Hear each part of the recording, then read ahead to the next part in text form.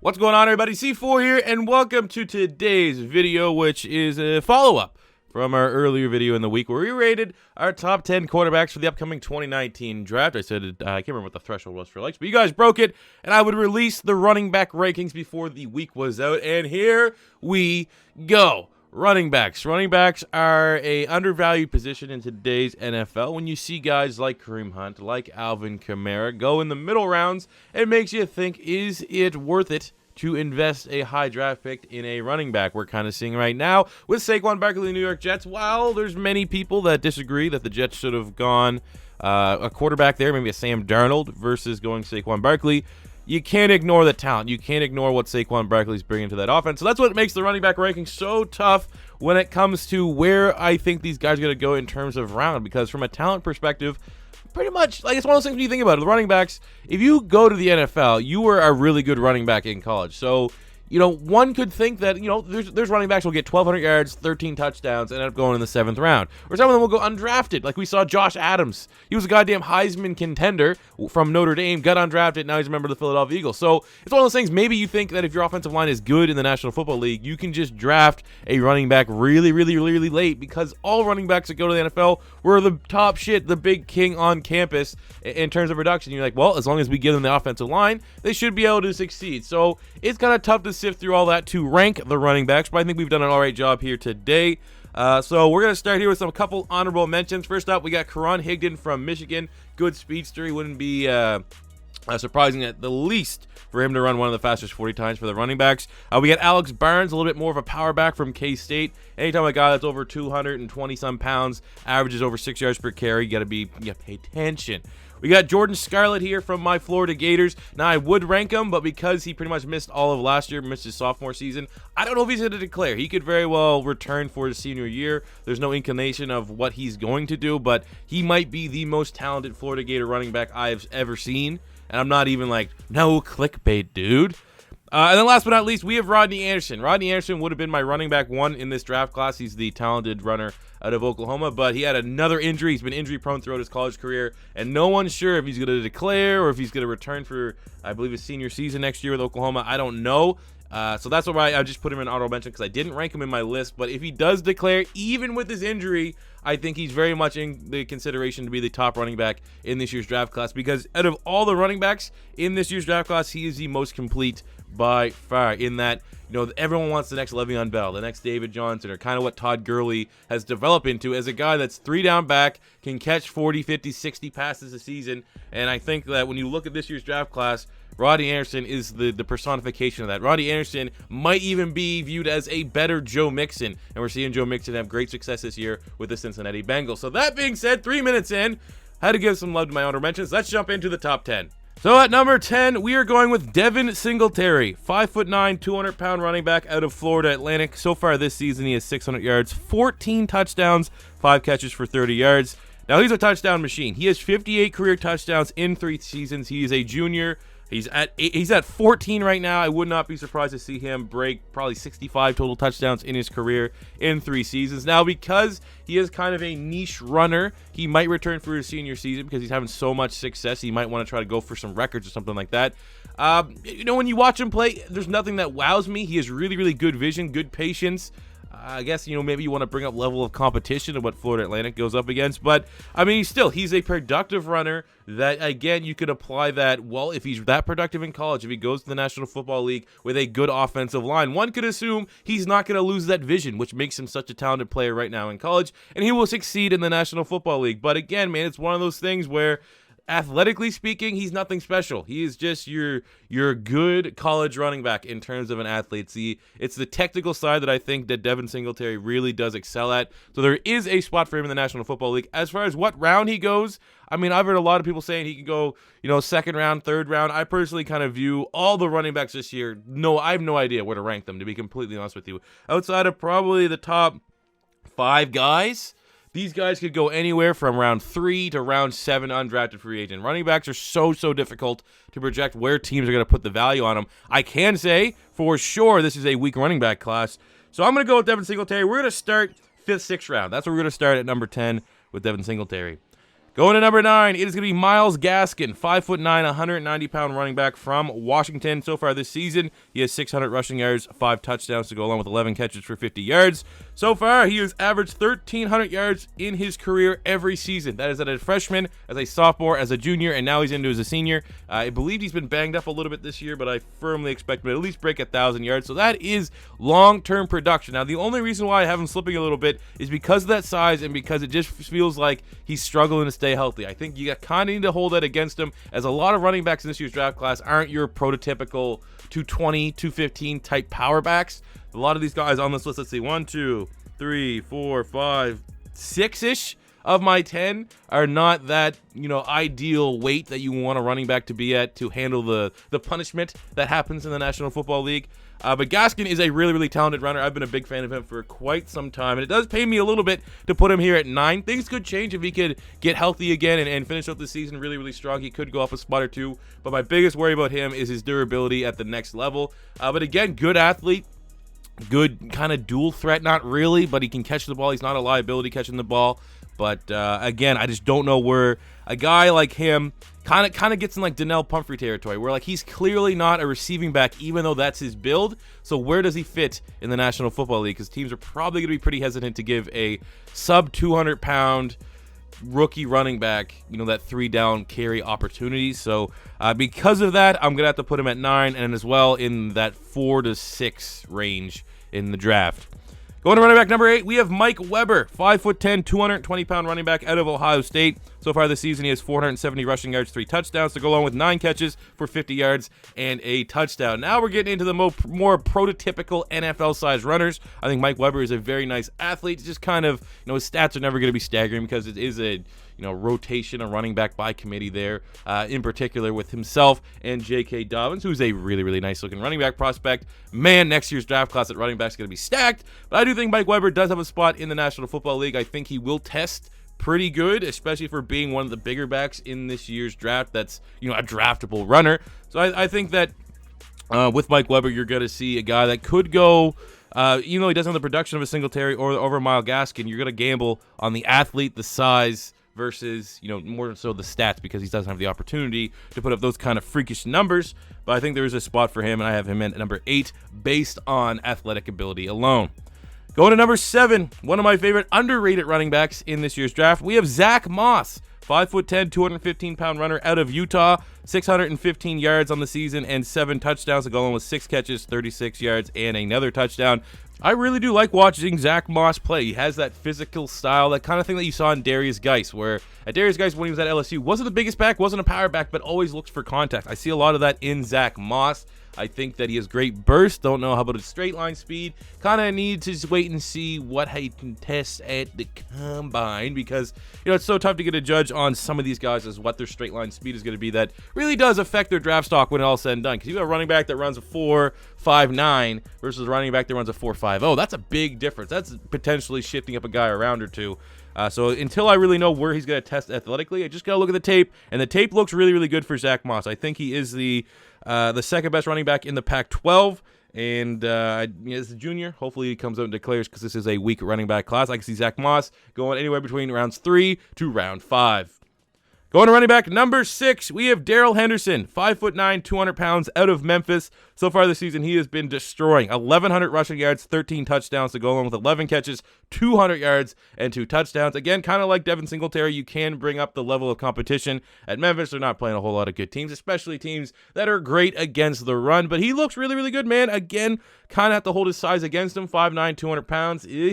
Don't really know, but his vision, kind of like Devin Singletary. For me, Darryl Henderson is like a combination of Singletary and Myles Gaskin. Like two things that make Singletary and Gaskin good, their vision and their shiftiness. I really think you see that in Henderson. As you can tell, he can catch out the backfield too, which is what a lot of teams are looking for nowadays in their starting running backs. So I think there's going to be a spot for him. I don't think it's going to be an outright starting gig. I think it's going to be an uphill battle for him a little bit, but he can land himself in a running back by committee situation, and I think make a lot of production as a rookie. Going to be very interested as well, much like Zach Moss, to see how well he tests in the gym shorts and how well he can perform at the combine.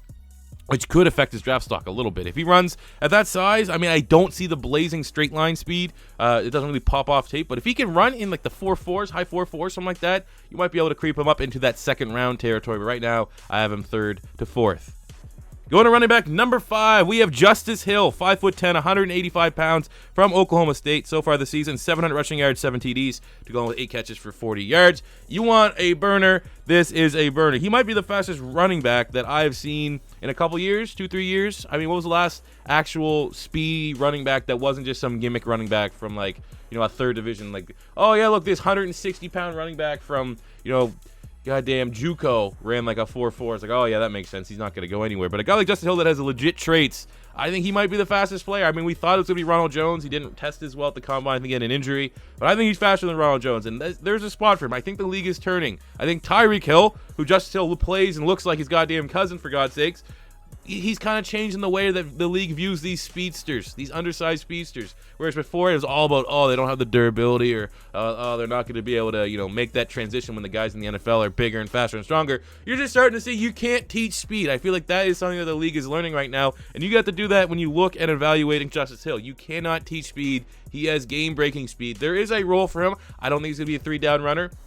He has the hands to not be a liability as a third, just coming in as a receiving back.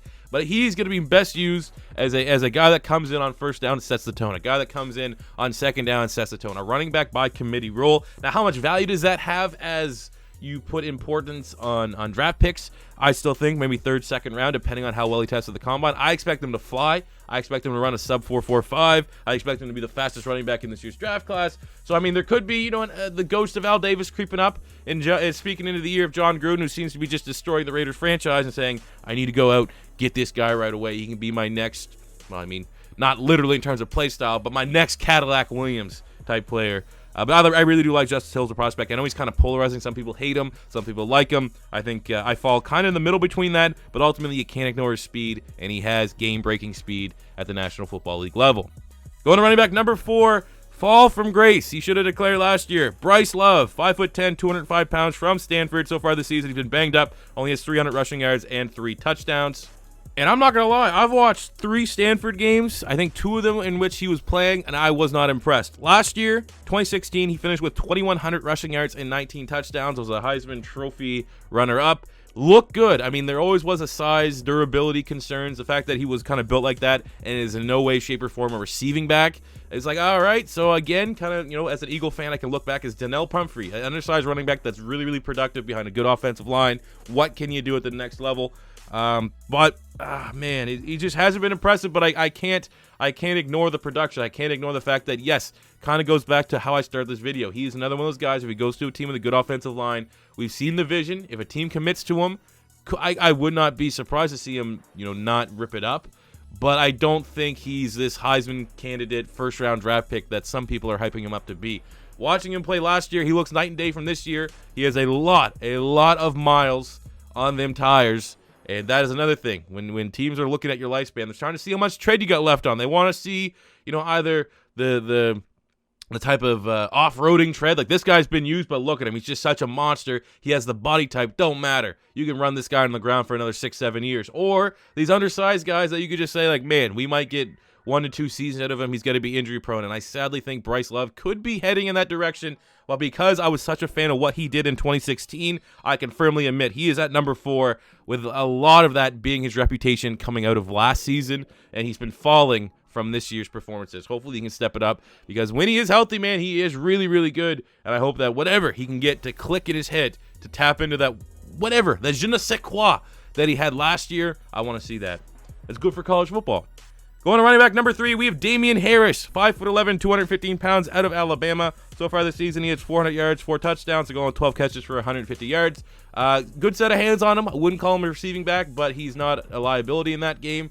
I do think that from an athletic standpoint, he meets like the height, weight, speed that you're kind of looking for these guys that can be, second round, fringe first round type guys.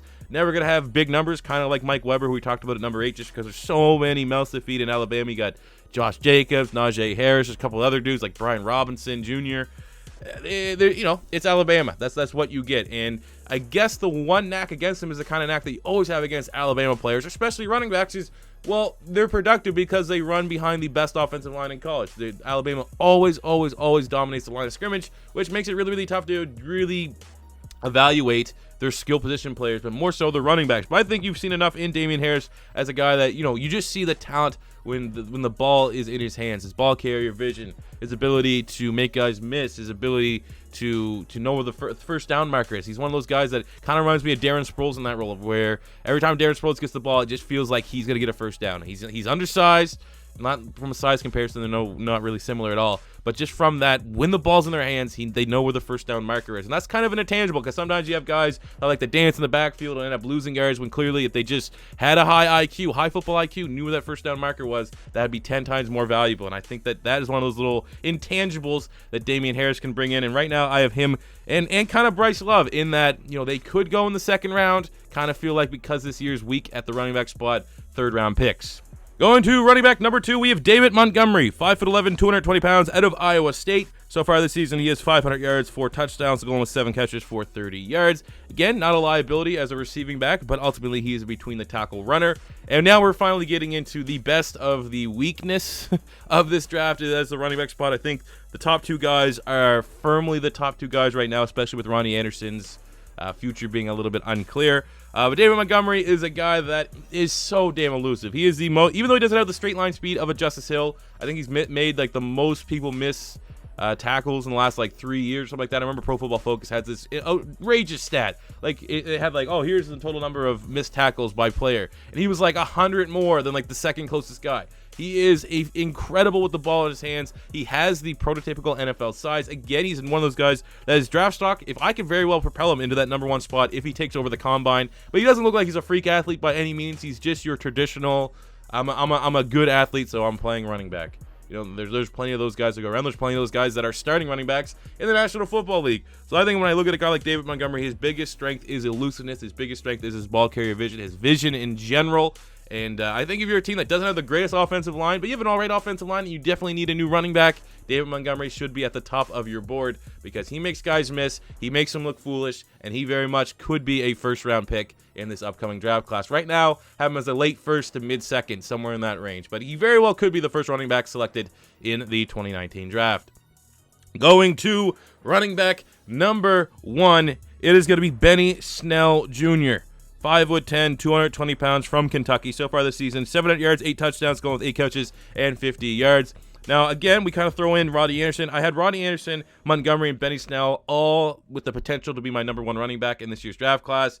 And the only reason why I'm going Benny Snell over Montgomery is just because Benny Snell literally looks like a carbon copy of Frank Gore. And anytime that there's someone that looks so clear to a Hall of Fame player, you gotta go with your gut and put them at the number 1 spot. David Montgomery looks like, there's a couple David Montgomerys every 2 years or so.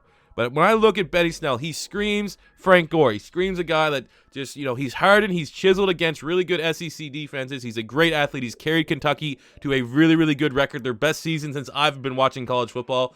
And he's a workhorse. He's a workhorse in every sense of the word. Good in pass protection. He's just well-rounded. There's no real weaknesses when it comes to Benny Snell. Not a receiving back, I guess you could say. He's not that complete back that teams are looking for in the Le'Veon Bell, David Johnson type molds. But he is your old school between the tackle runner that I can definitely see being a fringe first-round pick. Again, I don't know if there's any running back in this draft class with Rodney Anderson's injury that that is going to be worth a first-round pick. But I think if you're a team that needs a running back, these guys, the Snells, the Montgomerys, the Damien Harrises, that's going to be there, and then probably mid-second to late third, there is tremendous value at that running back spot.